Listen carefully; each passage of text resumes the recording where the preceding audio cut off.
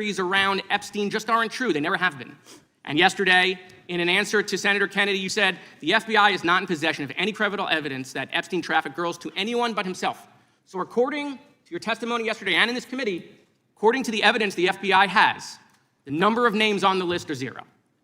No, zero. The index has been released, and the number of people involved in that trafficking operation were charged in 2018. Other than Epstein and Ghislaine Maxwell, your testimony in the Senate and here is that according to the evidence you have, the number of other names is zero.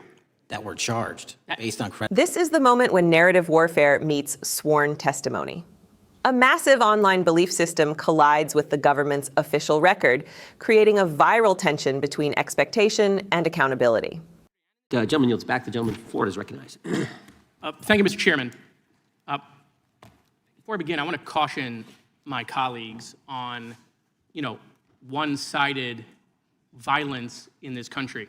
We just heard that there were no riots on the right. We're literally sitting in the building where there was a giant riot by supporters of the president, the right. We also heard that only leftists, have said that Trump is a Nazi. In 2016, the current vice president of the United States said, Trump is either a cynical asshole or he's America's Hitler. And so this is the problem. I don't want to have to say this garbage, but you want me to sit here and get painted with one brush, the whole left. No, there are extremes on the left, and there are extremes on the right. And we collectively should tackle that. But to come here and just look at us and say we all support what's going on in the extremes is why we can't solve anything in this building.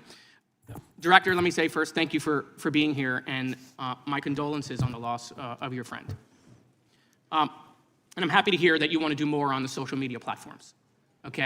It's crazy what's going on the social media platforms. There are so many conspiracy theories on what's going on with Charlie Kirk. Israel assassinated him, right? There are conspiracy theories about your personal social life all day. It is totally rampant.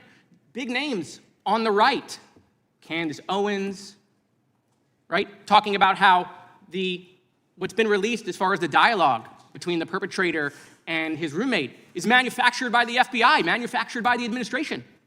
It is totally rampant, allowing foreign governments to just perpetrate these platforms, all of these bots, all of the time to weaponize Americans. You see what's going on here? This is a byproduct of all of that. What's going on in the streets is a byproduct of all of that. What's happening is you see people celebrate Luigi Mangione is a byproduct of all of that. And so if we want to do something, then we should talk about Section 230. We should talk about how we're going to make sure that we don't let foreign governments poison our children's mind. And so I will work with you on that, Director. I'll work with you on 230 any day. No problem. So now, that was the good part. I want to take your attention back a second, Breaking news. Kash Patel is nominated to be the FBI director. Dan Bongino is nominated to be the number 2 of the FBI. MAGA celebrates, rejoices, bells are ringing out. The team, Patel, Bongino, that sought out every podcast microphone to talk about the Epstein list. The names are finally going to get released. It begins. They produce white binders. Phase 1 with the podcasters. This is not actually one of them, of course, I made this. Your name's on it, right?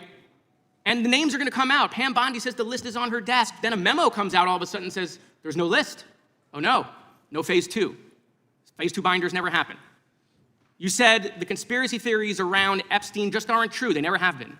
And yesterday, in an answer to Senator Kennedy, you said the FBI is not in possession of any credible evidence that Epstein trafficked girls to anyone but himself. So according to your testimony yesterday and in this committee, according to the evidence the FBI has, the number of names on the list are zero. No, zero. The index has been released, and the number of people involved in that trafficking operation were charged in 2018. Other than Epstein and Ghislaine Maxwell, your testimony in the Senate and here is that according to the evidence you have, the number of other names is zero. That were charged based on credible evidence. Well, who are the other names? Give me the other names that weren't charged. We are not releasing the names of anyone because the Department of Justice never does that of anyone that didn't have any credible information to attack them. Let me move forward.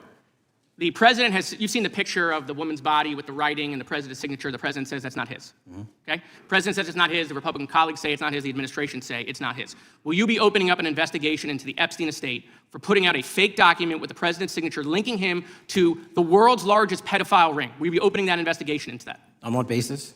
On what basis? They literally put out a fake document, according to the president, with a fake signature. It's a forgery of the president of the United States signature. That's the basis. Sure, I'll do it. Okay, I look forward to that investigation. Am I over? Thank you, Mr. Chairman. I appreciate your diligence. Gentleman's time has expired. In that final exchange, as the Florida lawmaker leaned forward and asked whether an investigation would be opened into what the president himself now calls a forged document, the room shifted. The words were plain, almost blunt.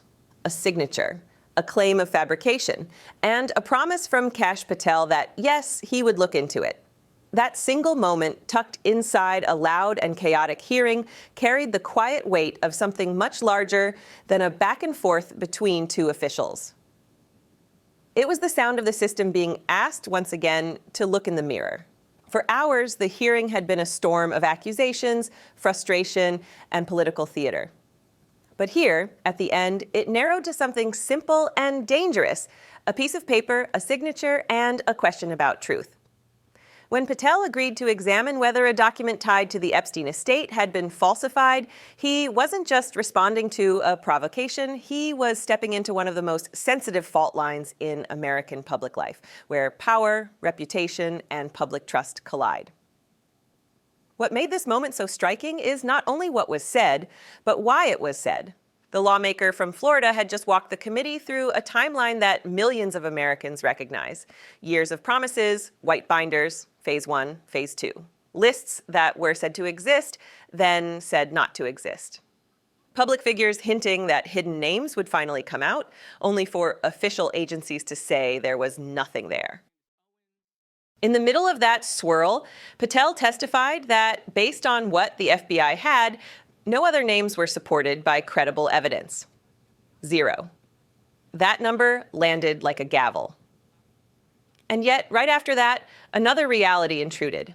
A document surfaced bearing what was claimed to be the president's signature. The president denied it. His allies denied it. The administration denied it. And suddenly, the question was no longer about old rumors or podcast speculation. It was about whether someone had put a false signature on a document and released it to the world. That is not a matter of ideology. That is a matter of law, of authenticity, and of whether the public can trust what it sees. Patel's answer, "Sure, I'll do it," was deceptively simple. But behind it sits a vast machinery of government that decides what is real, what is fake, and what becomes part of the historical record. In a time when social media can turn a single image into a global wildfire, the stakes of that decision are enormous. A forged signature is not just a political weapon. It is a direct assault on the idea that evidence still matters. This is where the deeper meaning of the moment comes into focus. Throughout the hearing, lawmakers argued about extremism, online platforms, and the way foreign actors exploit digital spaces to stir division. The Florida congressman spoke about bots, conspiracy theories, and how Americans are being pulled apart by narratives that spread faster than facts. And then, almost as if to prove his own point, the hearing landed on a single image and a single claim that now demanded verification. The system that had been criticized for failing to keep up with the digital age was suddenly being asked to do exactly that. Separate reality from fabrication.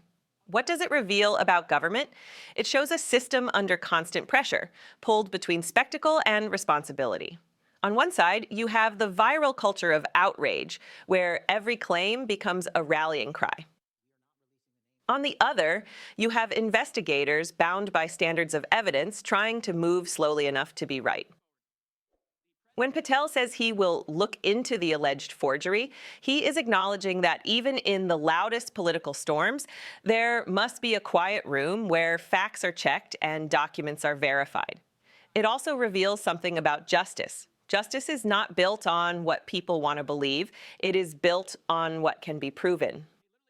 The lawmaker demanded action because the president himself had declared the document false.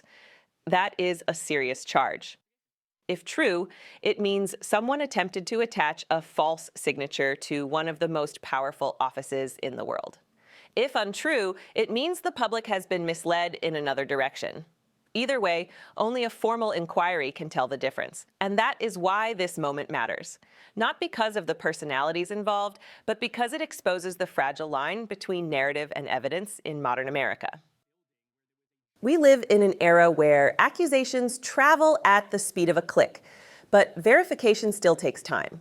When Congress presses an official like Patel to open an inquiry, it is, in theory, choosing the slower, harder path of accountability over the faster, easier path of speculation. There is also a moral dimension to this exchange. Power demands restraint, but it also demands courage. It takes courage to say that something might be fake when the crowd wants it to be real. It takes courage to investigate when both sides are ready to use the outcome as ammunition.